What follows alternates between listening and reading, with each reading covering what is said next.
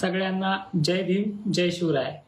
मित्रांनो, मान्सूनच्या बाबतीत आपण फायनल रिपोर्ट 5 मार्च हा तारीख असते आणि ही दरवर्षी आपण 5 मार्चला फायनल रिपोर्ट देत असतो। त्यानंतर त्या रिपोर्टमध्ये दिलेला जो कल आहे त्या रिपोर्टमध्ये जी काढलेली टक्केवारी आहे ती आपण पुन्हा 12 महिनेही चेंज करत नाही। ऍक्च्युअली 3 वर्षापासून हा रिपोर्ट देतो आणि एकाही रिपोर्टमध्ये आतापर्यंत आपला जो रेकॉर्ड आहे तो तुटलेला नाहीये किंवा खराब झालेला नाहीये आणि या रिपोर्टनुसारच यंदा मान्सूनची टक्केवारी निघते। नक्कीच मी आज बघताय थोडा वेगळा विषय आहे। जी परिस्थिती आपण पाहतोय मागील 8-15 दिवसापासून राज्यामध्ये कुठे मोठे पाऊस चालू होता, काही ठिकाणी आज उष्णता हाय लेवलवरती जाते आणि सातत्यानं वातावरणामध्ये काही ना काहीतरी आपल्याला बदल पाहायला मिळतो आहे। आता विशेष म्हणजे आजचा जो विषय आहे तो मान्सून 2025 बद्दल आपण मागच्या वेळेस सुद्धा जो 5 मार्चला रिपोर्ट काढलाय त्यानुसार त्या वातावरणाची टक्केवारी गेल्या वर्षीच्या तुलनेमध्ये सरासरीपेक्षाही 10% वाढ होणार आहे। ती आजच्या रिपोर्टमध्ये आपण आजच्या व्हिडिओमध्ये तो कोणत्या महिन्यामध्ये किती सरासरी गाठणार आहे याबद्दल तर बोलणारच आहोत, पण एक भीती मात्र आजच्या व्हिडिओमध्ये ती मला सांगावीच लागणार आहे। तर व्हिडिओला शेवटपर्यंत लाईव्हला टिकून राहा। याबद्दल आपले काही प्रश्न असतील तेही मांडू शकता आणि आजच्या ह्या फेसबुकच्या लाईव्ह मध्ये सुद्धा आपण एक लिंक दिली आहे, ती देखील फॉलो करत चला आणि हा व्हिडिओ आपल्या प्रोफाईलवरती देखील शेअर करत चला। तर मेन विषयावरती आपण बोलूयात।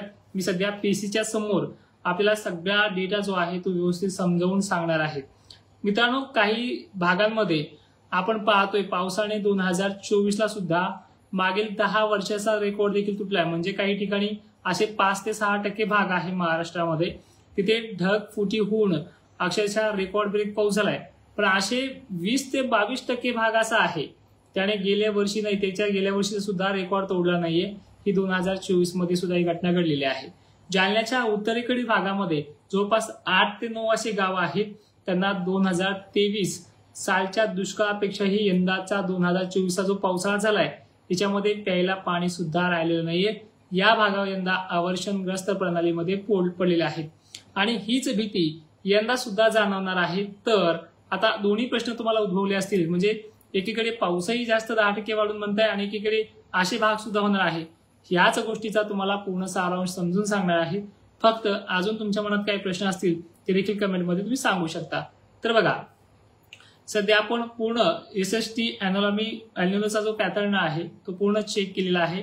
सध्या लानिना आणि एल्निनोची जी नॅचरल कंडिशनकडे वाटचाल चालू आहे, जसं की जून आणि जुलैमध्ये ही परिस्थिती सुधारेल, पण यंदा सुद्धा अवर्षणग्रस्त भाग वाढण्याची शक्यता आहे। गेल्या वर्षी आपण ते जालन्याच्या उत्तरेकडील भागाचे मी स्वतः बघितले, त्यामुळे त्या भागांची नावं मी सातत्याने घेतोय, पण तिथल्या भागासारखी परिस्थिती अजूनही काही जिल्ह्यांमध्ये होऊ शकते।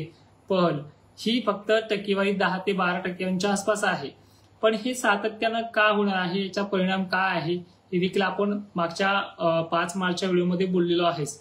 तर आता बघूयात आपण एक नजर पॅसिफिक महासागरामधल्या होणाऱ्या हालचालींवरती आणि कोणता महिना सरासरी किती टक्के ओलांडू शकतो यावरती देखील आपण अंदाज घेऊयात। आता सध्या आपला मे महिन्याचा डेटा बघूयात आपण। मे महिन्यामध्ये सध्या आपण पाहतोय समुद्राच्या ज्या काही साऊथ अमेरिका असेल आणि वेस्ट अमेरिका असेल या दोन्ही भागांकडे वातावरण हे सक्रिय होण्यासाठी, पोषक परिस्थिती होण्यासाठी, म्हणजेच इकडे दुष्काळी परिस्थिती निर्माण होण्यासाठी, कारण की काय असतं लानिनाचा जेव्हा कल वाढतो त्यावेळेस साऊथ अमेरिका या भागामध्ये पाण्याचं प्रमाण, पावसाचं प्रमाण हे कमी होत जाते, पण अशा खंडामध्ये या बाबतीमध्ये चांगला पावसाळा निर्माण होते। त्यामध्ये चीन असेल, पाकिस्तान असेल, आपला भारत असेल, श्रीलंका असेल वगैरे भाग, ठीक आहे।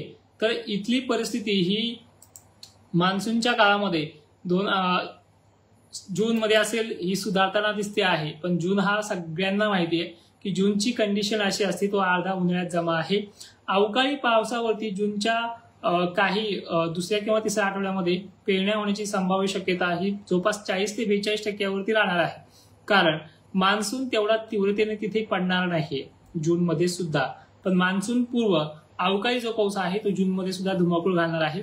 तर मराठवाड्यामध्ये आणि विदर्भामध्ये विशेष या पावसावरती शेतकरी पेरणी करू शकतात, कारण की यंदा सुद्धा मान्सून वेळेत येईल आणि वेळेतच दडी मारेल, म्हणजे जसं दरवर्षी घडतंय त्या पद्धतीने ही कंडिशन देखील आपल्याला पाहायला मिळू शकते।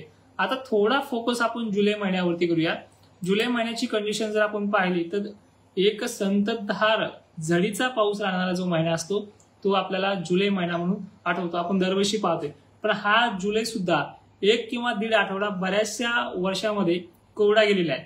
पण ह्या जुलैमध्ये यंदा 2024 मध्ये, मागच्या 2024 मध्ये दमदार बॅटिंग चालली गेलेली आहे, दमदार हजेरी लावली असल्यामुळे हा जो जूनचा नंतरचा जो महिना आहे जुलैचा कालावधी, हा यंदा गेल्या वर्षीपेक्षा 5% वाढ करण्याची निर्मिती आपल्याला ह्या पॅसिफिक महासागरातल्या संकेतानुसार वाढते आहे. विशेष करून यंदाचा पाऊस जो आहे तो एमपीच्या वरच्या भागामध्ये, उत्तर भारतामध्ये हा जास्त आणि रेकॉर्ड ब्रेक ठरण्याची देखील शक्यता आहे.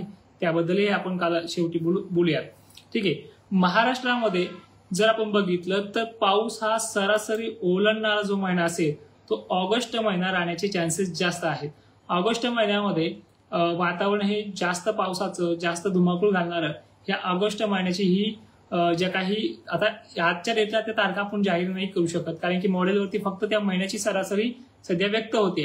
तर ह्या महिन्यामध्ये 80, 120, जवळपास 150, 180 अशा पद्धतीचं MM नुसार पाऊस होण्याचे चान्सेस देखील या जुलै महिन्यामध्ये, ऑगस्ट महिन्यामध्ये जास्त आहे.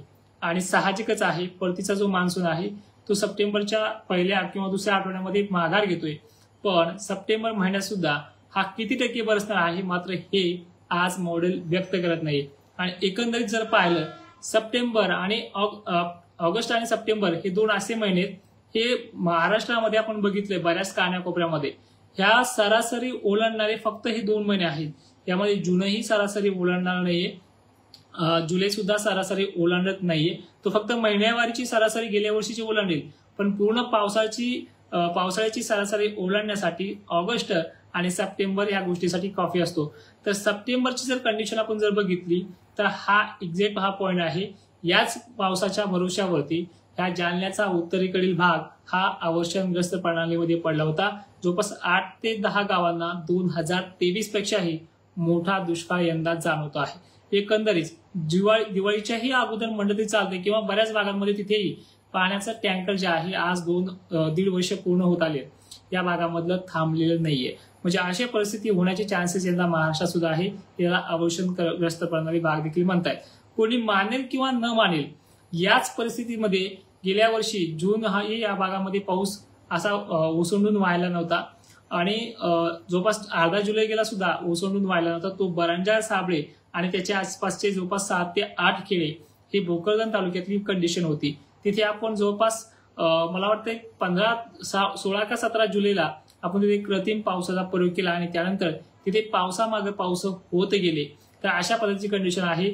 तर यंदा आपण ह्या महाराष्ट्राच्या बऱ्याच भागामध्ये जिथला आपला ऑडियन्स आहे, जिथला आपला शेतकरी आहे, त्या भागामध्ये कृत्रिम पावसाचा प्रयोग आपण यंदा राबवण्याचा प्रयत्न करेल आणि हा अवर्षणग्रस्त भागातून सुटका देखील करण्याचा प्रयत्न करणार आहोत.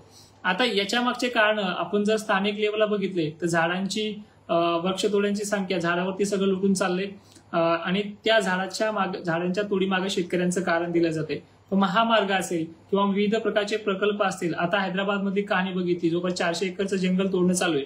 तर अशा प्रकारच्या कारणामुळे सुद्धा हे अवर्षणग्रस्त प्रणालीमध्ये वाढ होण्याचे चान्सेस असतात. पण याच्यामध्ये शेतकरी एकटा कारणीभूत नाहीये. तर आता बघूयात आपण महाराष्ट्रामध्ये जी कंडिशन पावसाची आहे, कारण की उत्तर भारतामध्ये 10 ते 20% यंदा वाढ होण्याचे चान्सेस दिसत आहेत. पण महाराष्ट्रामध्ये सुद्धा 10% वाढ गेल्या वर्षी तुलनेमध्ये जास्त प्रमाणामध्ये राहणार आहे. आता ऍक्च्युअल हा फक्त गृहीत धरू नका, कारण की मी मराठवाडा सांगेन, विदर्भ सांगेन वगैरे वगैरे. फक्त याच्यामध्ये एक कंडिशन आहे. जूनच्या सुरुवातीला सुद्धा, जूनच्या पहिल्या मान्सूनच्या दस्तक नंतर जसं अंदमान निकोबार पर्यंत मान्सून आलाय, तर एक सायक्लॉनिक टाईप एक चक्रीस्थिती निर्माण होण्याचे चान्सेस देखील यंदा आहे. सरळ सरळ आपल्या भाषेत जर सांगायचं तर चक्रीवादळ देखील बनण्याचे चान्सेस देखील यंदा बंगालच्या उपसागरामध्ये, तर काही पॉइंट ऑफ व्ह्यू सुद्धा आपल्याला अरबी समुद्रात देखील पाहायला मिळतोय. अरबी समुद्रात किंवा बंगालच्या उपसागरात ह्यामध्ये एक सायक्लॉनिक चक्रीस्थिती निर्माण होण्याचे चान्सेस जर असले, हा पाऊस डायव्हर्ट करण्याच्या मार्गावरती आहे. पण हा डायव्हर्ट करेपर्यंत तोपर्यंत मान्सून पूर्व पावसाच्या सरी या जून महिन्यामध्ये बऱ्यापैकी बरसणार आहेत. पण एकंदरीत जून महिन्यामध्ये सरासरी 45 ते 55% पेरण्या होतील असा जूनच्या शेवटच्या आठवड्यापर्यंत ह्या रिपोर्टनुसार आपला अंदाज देखील आहे. आपण जुलैच्या पहिल्या आठवड्यापर्यंत राहिलेल्या उर्वरित पेरण्या होतील त्याही सुखरूप होतील असा अंदाज आहे. यंदा दुबार पेरणीचं संकट शेतकऱ्यांवरती येऊ नये म्हणून आपण 3 ते 4 मॉडेलवरती हा वर्कआउट करतो आहे आणि जवळपास फेसबुक लाईव्हचं कारणही तेच आहे. फेसबुक लाईव्ह मध्ये आपण शेतकऱ्यांना या जसं की फेसबुकमध्ये काय होते की शेतकऱ्यांच्या कमेंट ज्या असतात ते आपल्याला नावानुसार दिसत आहेत. तर आता ह्या कमेंट्स आपण घेत असताना आपल्या त्या भागातला जो ऑडियन्स आहे तो फेसबुकवरती देखील आपलं आणण्याचं काम आहे. आता मला फक्त एवढंच म्हणायचंय की तुमच्या या बाबतीत काही कमेंट्स असतील का, म्हणजे आपल्याला अजूनही याच्यावरती बोलायला सोपं जाईल. तुम्ही कमेंट करा, कमेंटवरती आपण बोलूयात. सचिन ठाकरे, जय शिवराय. वाशिममध्ये मान्सून कसा बरसणार, घनसावंगी तालुका सांगा म्हणतात विलास चव्हाण सर. घनसावंगी तालुक्याची परिस्थिती 17 तारखेपासून बिघडणार आहे ह्या अवकाळी पावसाची एप्रिल महिन्यातल्या. आपण पुढचा प्रश्न विचारू शकता. सगळेजण टायपिंग करा आणि ती जी केलेला मेसेज आहे तो कॉपी करा, म्हणजे मला जे बोलायचं, तुम्हाला जे विचारायचं आणि मला जे बोलायचंय हे दुसऱ्याच्या कमेंटमुळे खालीवर होऊ नये. तर एकंदरीत महाराष्ट्रामध्ये पाऊस चांगला राहील किंवा संबंध भारतात पाऊस चांगला राहील अशी परिस्थिती या पॅसिफिक महासागरामध्ये उद्भवणार आहे.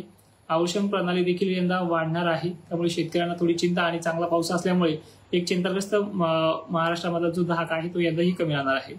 श्रीमंता देसाई सर, दिनांक 22 तारखेला लग्न आहे राजूर गणपती परिसरामध्ये, पाऊस वारा आहे का, तालुका भोकरदन. श्रीमंता सर, याबद्दल आपल्याला मॉडेलवरती जवळपास तुमच्या आजूबाजूचे 10 ते 12 गाव टेस्टवरती घ्यावं लागेल. त्याला 1 तास लागतो. माझ्या या फेसबुक प्रोफाईलमध्ये माझा मोबाईल नंबर, व्हॉट्सअप नंबर सुद्धा आहे. तुम्ही तिथे मेसेज करा आणि एक्झॅक्टली लोकेशन मला पाठवून द्या. म्हणजे मला तिथल्या 10 ते 12 गावांची जर माहिती मी घेतली तर त्या गावापैकी 4 गावांना जरी पाऊस दाखवला तर ते तुमच्या लोकेशनला दाखवावं लागतो, कारण की ते तुमच्यापर्यंत येऊ शकतं. तर जवळपास तुमच्या भागाची माहिती देण्यासाठी मला एवढा कटाटोप करून मेसेज पाठवा. जयदीप ठोंबरे सर आहे, धाराशिव भागात मान्सून कसा राहील. एक्झॅक्टली त्याला तुमच्या भागाची कंडिशन थोडी समजून सांगतो. तुमचा भाग सरळ जून मध्ये सुद्धा वाऱ्याच्या वेगाने मान्सून हा पूर्वेकडे ढकलला जातोय, म्हणजे विदर्भाचा भाग आणि मराठवाड्याच्या भागामध्ये साहजिक आहे. पण तुमच्याकडे वातावरण बनणं आणि त्यामध्ये थंडावा येणं म्हणजे ह्युमिडिटीची जी लेवल आहे ती बिलकुल खाली डाऊन होते. त्यामुळे पाण्याच्या थेंबाची जाडी जी आहे ती बनत नाही. आभाळ खूप येते, असं नाही की आभाळ येत नाही, ती बनते आहे. तर विशेष करून तुळजापूरमध्ये सरळ जून हा पेरण्या कधी कधी होत सुद्धा नाहीये. तर जून आणि जुलै अर्धा पण जातो तुमच्या भागामध्ये, असे बरेचसे वेळेस घडले. तुम्हाला शक्यतो अवकाळीवरती पेरण्या करावा लागतील, पण त्यावेळेस सल्ला मी तुम्हाला जूनमध्येच देईल. पण तोपर्यंत सध्या तरी तुमच्या भागातल्या काही पेरण्या 20 ते 25% जूनमध्ये पार पडतील आणि बाकीच्या उर्वरित पेरण्या ह्या मान्सूनच्या पावसावरती 6 ते 7 जुलैपर्यंत होतील असा अंदाज आहे. राज संभाजी सर, जय श्रीराम, राम राम. सचिन ठाकरे सर, युट्यूबर आहात. वाशिम मध्ये यंदा मान्सून कसा बरसणार. नक्कीच त्याबद्दल आपण रिपोर्ट तर देणार आहे 18 मेला जिल्ह्यानुसार. यंदा आपण आता सध्या आपण विभागानुसार माहिती देतोय. वाशिमचा असेल, तुमचा विदर्भ जो असेल तो चांगला धोधोबर असणार आहे, त्याच्यावरती काही वाद नाहीये. पण महिन्यानुसार तुम्हाला डिटेल्स सांगणं हे आजच्या डेटला गरजेचं होतं, त्यामुळे महिन्यानुसार तुम्हाला हा रिपोर्ट दिलेला आहे. तर बघा, अशा प्रकारे कंडिशन आहे. SST अनोलमी जी आपण जी बघतोय, चेक करतो आहे, या पद्धतीनं यंदा जी काही अमेरिकेचे जे दोन्ही भाग आहेत तिकडे कोरडा वातावरण राहण्याची शक्यता दाट आहे आणि आशिया खंडाकडे मान्सूनची धाव यंदा बऱ्यापैकी आहे. गेल्या वर्षीच्या तुलनेमध्ये यंदा बरा पाऊस होण्याचे चान्सेस देखील मान्सून व्यक्त करते. आणि विशेष म्हणजे मान्सून येण्यासाठी यंदा अडथळे फारसे नाहीयेत, पण एकच अडथळा सायक्लोनिकचा आहे, म्हणजे चक्रीय स्थितीचा आहे. तो फक्त ज्यावेळेस म्यानमार किंवा अंदमानपर्यंत जो मान्सून येईल त्यावेळेस तो उद्भवणार आहे. त्याची तीव्रता मात्र आपल्याला 15 दिवस वेटिंगवरती आहे. श्रीकांत राठोड सर, माजलगाव मध्ये कसं आहे. तर दादा, तुमचं म्हणणं काय आहे, ह्या 2-4 दिवसाच्या अवकाळीबद्दल विचारताय की पुढच्या मान्सून बद्दल विचारत असाल तर माजलगाव किंवा तालुके वगैरे जे आहेत ते आपण अजून 15 दिवसांनी डिटेलमध्ये सांगणार आहे. सध्या विभागानुसार माहिती देण्याचा प्रयत्न आहे. आणि हा जो रिपोर्ट आहे तो सर्वात अगोदर आपण जूनमध्येही दिलेला आहे, मागच्या नोव्हेंबरमध्ये सुद्धा दिवाळी झाल्याच्यानंतर दिलेला आहे आणि तोच रिपोर्ट येतोय. सेम तीच कंडिशन आहे आणि 5 मार्चला फायनल रिपोर्ट देखील आपण त्याच्याबद्दल बोललेलो आहे. तर अंबड जिल्हा 18 ते 25 तालुका अंबड जालना परिसर जो आहे, भगवान पाचपुले सर आहेत. तर कंडिशन अशी आहे पाचपुले सर, तुमच्या भागामध्ये मान्सून हा ठीकठाक बरसतोय, पण कधी कधी ओढ सुद्धा लावतोय. आपला भागातला परिसर आहे, गंगाघाट परिसराला व्यवस्थित मान्सून बरसलाय. त्यानंतर उत्तरेकडील भागात देखील मान्सून व्यवस्थित बरसतोय. आपला जो मधला पट्टा आहे घनसावंगी पर्यंतचा, या भागात तुमच्या परिसरात देखील पाऊस ओढ लावतोय. आवर्षणमध्ये तुमचा भाग बऱ्याचपैकी पडलेला सुद्धा आहे. तुम्हाला सप्टेंबर शिवाय विहिरीला पाणी देखील येत नाही. आणि महाराष्ट्राची जी स्थिती बघितली आपण तर जवळपास 5% भागामध्ये जुलैच्या पावसावरती विहिरीमध्ये पाणी येत असेल, पण जवळपास विहिरीला पाणी येणारी अशी कंडिशन, असे पडणारे जे पाऊस आहेत हे ऑगस्ट महिना, सप्टेंबर आणि काही जिल्हे ऑक्टोबर मध्ये सुद्धा जात आहेत. तर अशा प्रकारची परिस्थिती ही दरवर्षी घडते. जून आणि जुलैच्या पाऊस हा फक्त पिकांपुरता किंवा त्यांना भाजीपाल्यावरती पाणी मारावं इतकंच पडतो आहे. यामागचे शास्त्रीय कारण देखील आपण अशाच प्रकारे फेसबुकवरती लाईव्ह मध्ये सांगणार आहोत. सारळ कासा अवकाळी आहे का? तर सारळ कासाची कंडिशन आपण बघितली. तुमच्या भागामध्ये पाऊस जवळपास येतो सुद्धा. मागच्या 4-5 दिवसापूर्वी सुद्धा तुमच्या भागामध्ये अवकाळी पाऊस झालाय. फक्त वारं कावून शितुळे वगैरे एवढीच कंडिशन तुमच्या भागामध्ये होते आहे. येणाऱ्या 17 तारखेला देखील तुमच्या भागामध्ये 16 आणि 17 तारखेच्या दरम्यान वातावरण सक्रिय होणार आहे. 1-2 ठिकाणी पाऊस पडणार आहे. राज संभाजी सर, युवराज घोडपरे सर, आपल्या मान्सूनची टक्केवारी राज्याची सगळ्यात अगोदर काढलेली आहे. यंदा मान्सूनची टक्केवारी आपल्या तुलनेमध्ये 93% एवढी निघते आहे. तुम्हाला सगळ्यांना माहितीच तो सांगतो. 2023 मध्ये आपली टक्केवारी 55% होती. ती सरासरी 47% एवढा 2023 मध्ये पडलाय. त्यानंतर 2024 मध्ये आपण टक्केवारी जी काढली होती मार्च महिन्यामध्ये ती 83% होती. तो पडला जवळपास 84च्या आसपास. आणि आता जी काढली आहे ती 92.70 म्हणजे 93% ही निवडी निघाली आहे. जवळपास वाढला तर तो 95% पर्यंत जाईल, पण 92% एवढा तरी पाऊस महाराष्ट्रामध्ये गेल्या वर्षीच्या तुलनेमध्ये 10% एक्स्ट्रा आहे. आणि विशेष करून याच्यामध्ये मराठवाडा, विदर्भाचा बुलढाणा जिल्हा, अकोला सुद्धा, त्यानंतर छत्रपती संभाजीनगरचे जे काही उत्तरेकडील भाग आहेत आणि इकडे बीड जिल्ह्याचे जे काही माजलगाव, परभणी, परळी हे जे काही पट्टे आहेत, त्यानंतर शिरूर, अंतपाल, खाली उदगीर, सावंतवाडी जो परिसर आहे, नांदेडचा जो काही हदगाव वगैरे भाग आहे, इथे ह्या भागाची टक्केवारी जास्त प्रमाणात निघू शकते. आणि हे ECMW त्यानंतर CMC या मॉडेलनुसार हा अंदाज व्यक्त केलेला आहे. तर मित्रांनो, लाईव्हला वेळ देऊन आल्याबद्दल सगळ्यांचे धन्यवाद. जय शिवराय. धन्यवाद. तर दिलीप लोहगाव पाटील आहेत, त्यांना मॉडेलनुसार पुढील वातावरणाची चावल पाहिजे आहे. 21 मिनिटात आपण, मला वाटतं 2-4 दिवसाचा आपण अंदाजही लवकर देऊन टाकूयात, तसं आपण काल दिलेला आहे.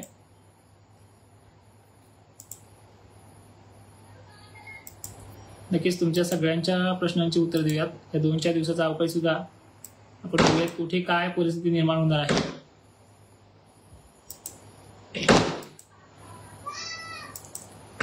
उद्याची जी 15 तारीख आहे बघा, गरमीची लेवल वाढती जाणार आहे.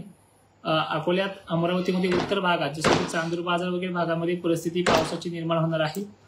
त्यानंतर वारे हे तर जोराने वाहतच धुळे, मालेगाव परिसरामध्ये, त्यामुळे इकडल्या भागामध्ये पावसाची शक्यता मावळलेली आहे, कमी राहील. त्यानंतर वातावरण सध्या उद्याच्या तारखेला सुद्धा जालना असेल, परभणी असेल, ही तुरळक ठिकाणी वातावरण होऊ शकतं. गरमीची लेवल अधिक असलेल्या भागांमध्ये जसे की श्रीरामपूर, मनमाड हा जो काही परिसर आहे, इथे वातावरण बनेल ढगाळ, पण पावसाची शक्यता कमी राहील. कोल्हापूरच्या दक्षिणेकडील बेळगाव वगैरे भागात पाऊस आहे. अमरावतीच्या उत्तर भागात, नागपूर आणि चंद्रपूरच्या मध्यंतरी म्हणजे हिमायतनगर भागामध्ये वातावरण सक्रिय होण्याचे चान्सेस आहेत.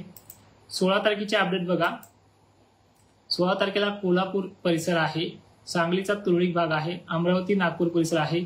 नांदेडसाठी दिलीप लोहगावकर पाटील, नांदेडसाठी सुद्धा वातावरण खराब होणारी तारीख आहे.